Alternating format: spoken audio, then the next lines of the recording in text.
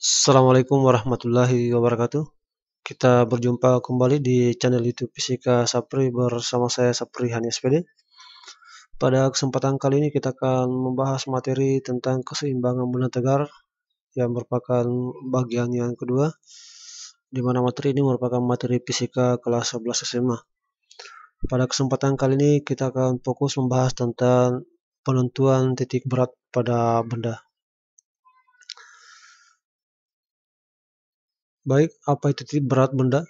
Jadi titik berat benda, jadi suatu benda dianggap memiliki partikel atau tersusun atas partikel-partikel atau bagian-bagian terkecil yang memiliki masing-masing berat, di mana dari resultan daripada bagian-bagian kecil itu disebut dengan gaya berat benda. Nah, titik tangkap gaya berat inilah yang kita sebut sebagai titik berat. Banyak contoh dalam kehidupan kita untuk kita ketahui titik beratnya, misalnya pada sebatang pensil. Kita ingin tahu di mana letak titik beratnya dengan cara disimpan di atas jari. Itu cukup kita tahu bahwa biasanya di tengahnya merupakan titik berat benda tersebut apabila benda tersebut tersusun atas bahan yang homogen. Lalu bagaimana dengan gabus yang berwarna coklat seperti gambar di atas, dengan bentuk yang tidak beraturan tetapi tersusun dengan bahan yang homogen? Bagaimana cara untuk menentukannya? Saksikan terus di channel YouTube Fisika Sapri. Baik, namun sebelumnya saya minta support kalian, dukungan kalian dengan cara mengklik tombol like dan subscribe untuk terus mensupport channel Fisika Sapri.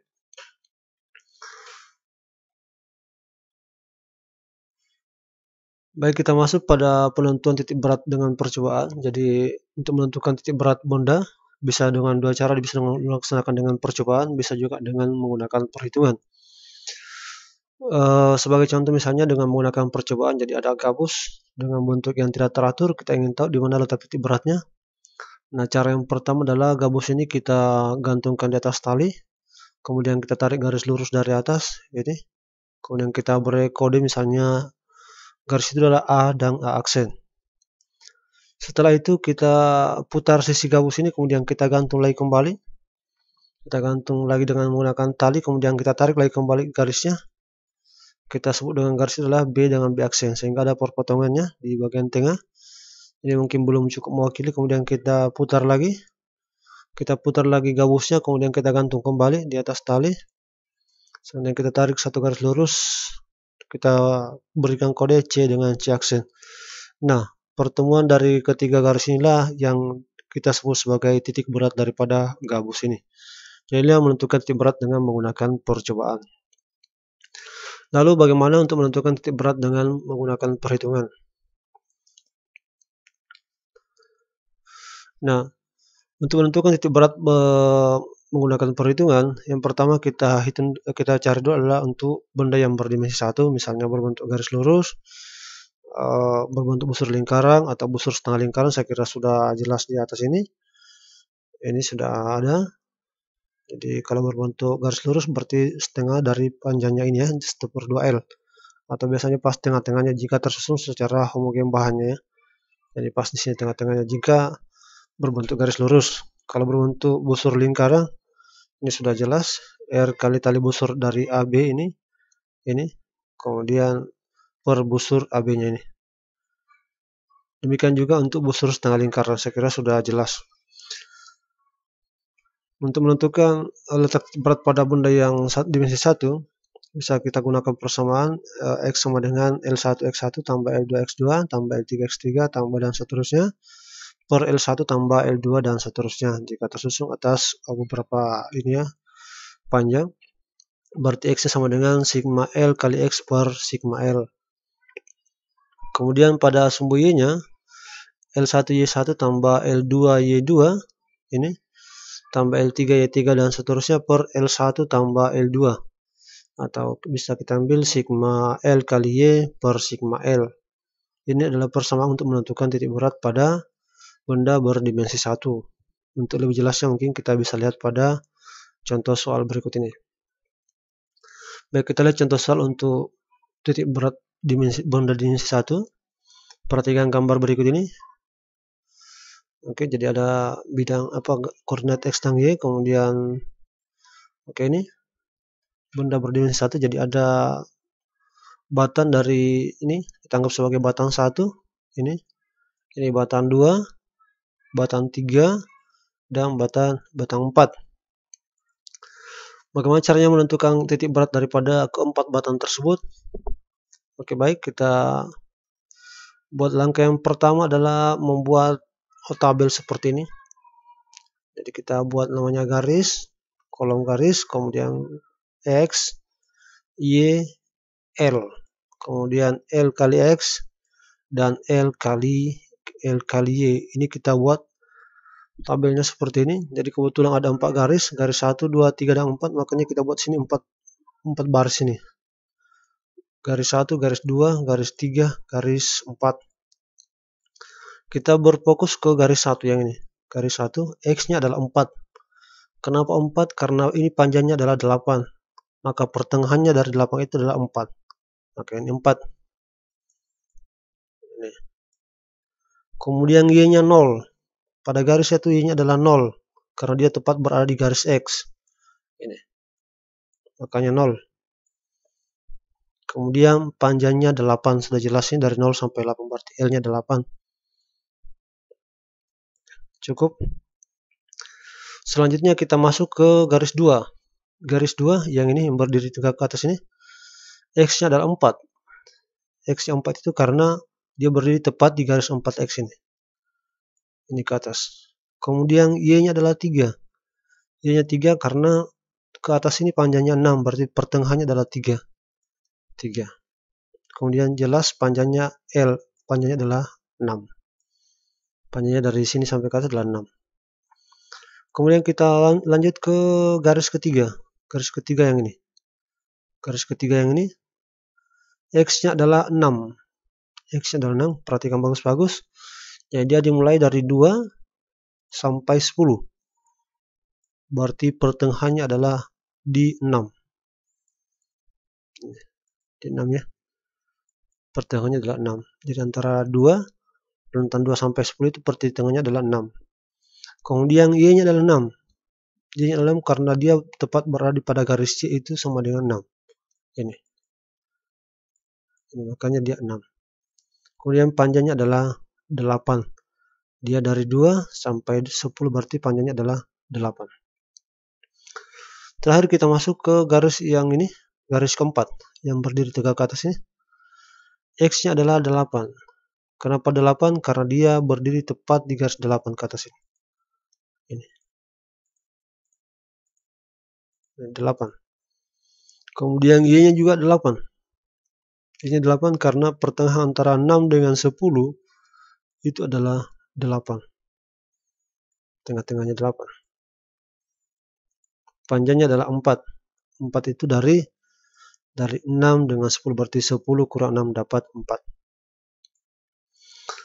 Selanjutnya adalah kita kalikan L dengan X dan L dengan Y. Berarti 8 kali 4 32.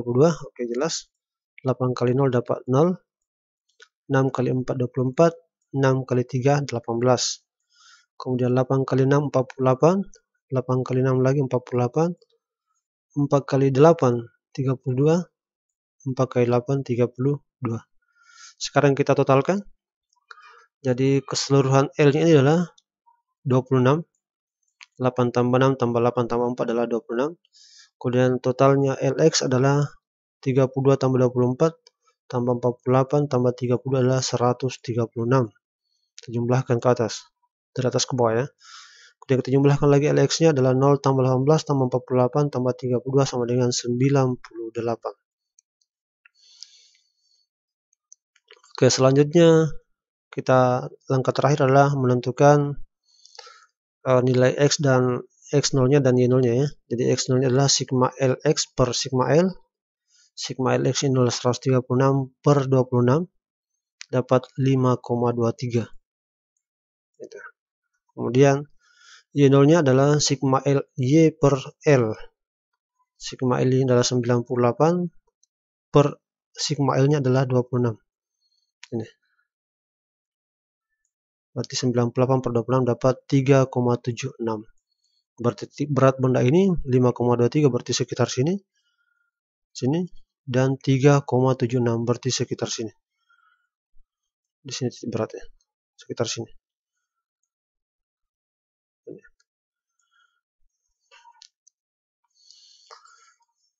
Oke, baik, selanjutnya kita masuk ke penentuan titik berat pada dimensi 2, berbentuk luas ya, dimensi 2. Jadi beberapa benda yang menggunakan dimensi 2, misalnya segitiga, kejarang genjang, belah ketupat, bujur sangkar, persegi panjang, dan seterusnya. Ini kalian bisa perhatikan pada soal pada gambar di atas, menentukan letak titik beratnya.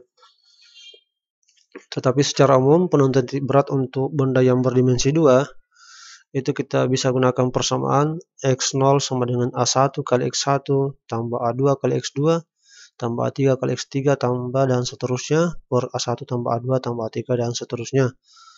Jadi kita ambil ya secara umum X0 sama dengan sigma A kali X per sigma A. Jadi A adalah luas, X-nya adalah letak titik beratnya pada sumbu X ya. Kemudian Y-nya, A-nya A1 Y1 tambah A2 Y2 tambah A3 Y3 dan seterusnya per A1 tambah A2 tambah A3 dan seterusnya.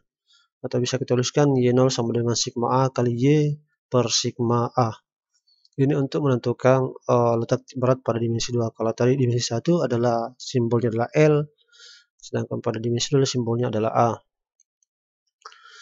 Oke, untuk lebih jelasnya bisa kalian perhatikan contoh berikut ini. Contoh soal untuk menentukan titik berat dimensi 2. Oke, perhatikan gambar berikut ini. Oke, ada gambar ini warna hitam tebal ini dengan nilai pada X adalah 10, kemudian bagian atas ini terbelah, jadi tidak full segi 4 tapi membentuk segitiga dari atas turun ke bawah, berarti di atas ini kosong. Kira-kira berapa letak berat pada gambar tersebut? Oke, baik, jadi gambarnya kita kalau tadi berbentuk garis, sekarang berbentuk bidang. Karena gambar ini memiliki dua bidang, jadi kita tentukan dulu, misalnya ini adalah bidang 1, ini adalah bidang 2. Oke. Bidang 1 berbentuk segi 4 ini semua ya. Ini segi 4 semua, ini semua keseluruhan dengan di atas ini. Ini, kemudian bidang 2 adalah yang segitiga saya di atas ini. Kita fokus ke bidang 1 dulu. Bidang 1 yang segi 4 seluruhan ini. X-nya adalah 5. Kenapa bisa 5? Jadi segi 4 ini panjangnya adalah 10, berarti tengah-tengahnya adalah 5 ini. Ini tengahnya adalah 5. Kemudian Y-nya adalah 6. Itu dari 0 sampai 12, berarti tengah-tengahnya adalah 6. Itu ya. Kemudian luasnya adalah 120. Jadi panjangnya ini nih 10, ke atasnya 12, berarti 12 kali 10 berarti 120. Lanjut ke bidang 2 yang berbentuk segitiga di atas ini. Oke. X-nya adalah 5 karena ini masih berbentuk segitiga ini tapi tepat tengah-tengahnya adalah 5. Ini ke bawah ini berarti tengah-tengahnya juga adalah X-nya adalah 5 ya. Ya 5. Nah, sekarang Y-nya kenapa bisa 11?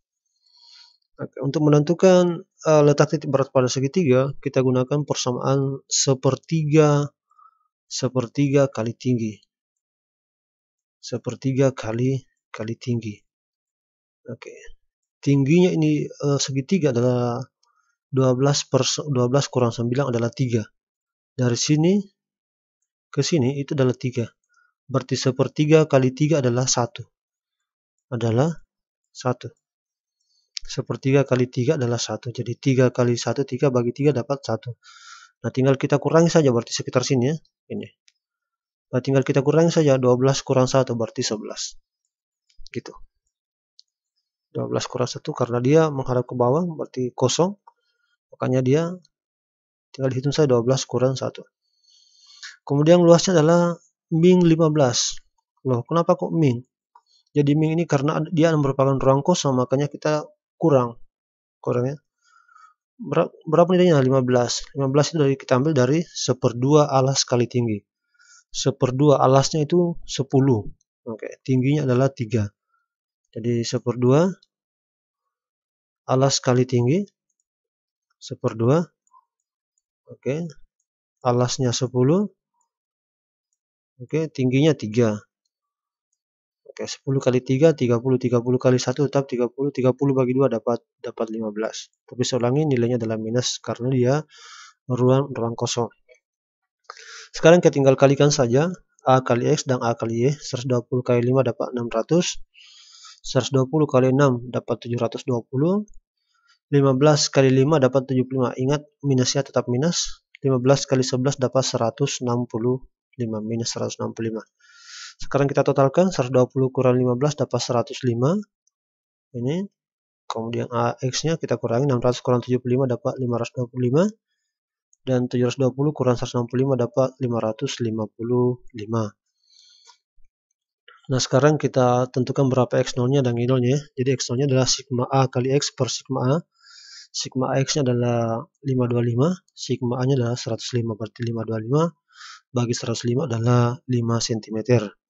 Jadi X-nya itu adalah 5 cm. Jadi walaupun secara logika ya, untuk menentukan nilai X ini sebenarnya tidak perlu dihitung ya. Karena ini berbentuk simetris, tinggal kita bagi 2, kita lipat 2 ini tinggalnya adalah 5, walaupun tidak cakar ya, tetap nilainya adalah 5. Tapi lebih jelasnya kalian bisa lihat bahwa ternyata X-nya itu adalah 5 cm.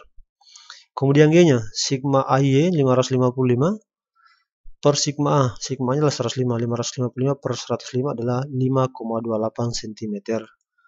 Jadi sekitar ini ya, ini sekitar di sini. Sekitar sini titik beratnya. Tidak pas sampai 3 juga, tidak sampai 6 ya. Tapi 5,28. 5,528. Oke, baik. Itulah untuk menentukan titik berat baik melalui percobaan maupun melalui perhitungan. Selanjutnya kita masuk pada jenis-jenis keseimbangan. Jadi keseimbangan terbagi atas 3. Yang pertama adalah keseimbangan stabil, di mana keseimbangan ini ditandai dengan artinya jika gangguan diberikan kepada benda, maka benda akan kembali ke posisi mula. Di mana cirinya kenaikan benda terjadi jika kenaikan titik berat benda terjadi jika dikenaikan ya. Jadi jika benda ini digeser, ini digeser ke atas, maka dia akan kembali ke posisi semula setelah digeser gayanya dihilangkan. Ditandai dengan naiknya titik berat pada saat diberikan gaya. Yang berikutnya bagian B adalah keseimbangan labil. Keseimbangan labil adalah jika gangguan diberikan kepada benda dan benda tidak akan kembali ke posisi semula. Ditandai dengan adanya penurunan titik berat benda pada saat diberikan gaya. Nah, contoh misalnya ini ada bola di atas, kemudian kita sentuh sedikit, maka bendanya tidak akan kembali ke posisi semula. Dia akan jatuh ke bawah sini, disentuh sedikit dia akan jatuh dan titik beratnya mengalami penurunan dan tidak kembali ke posisi semula. Itulah keseimbangan labil. Selanjutnya keseimbangan netral atau indiferen. Keseimbangan ini tidak ditandai dengan tidak berubahnya posisi benda. Posisi titik berat benda sebelum dan sudah akan dihilangkan. Jadi misalnya benda pada tempat mendatar ini, maka benda ini tidak mengalami perubahan titik berat. Ini dikatakan sebagai keseimbangan netral atau indiferen. Oke, baik. Saya kira itu saja materi yang disampaikan pada hari ini untuk menentukan titik berat benda. Mudah-mudahan video ini bermanfaat. Saya ucapkan sekian dan terima kasih. Silakan Anda like, comment, share, dan subscribe. Mudah-mudahan video ini bermanfaat. Saya akhiri dengan ucapan billahi taufiq wal hidayah. Assalamualaikum warahmatullahi wabarakatuh.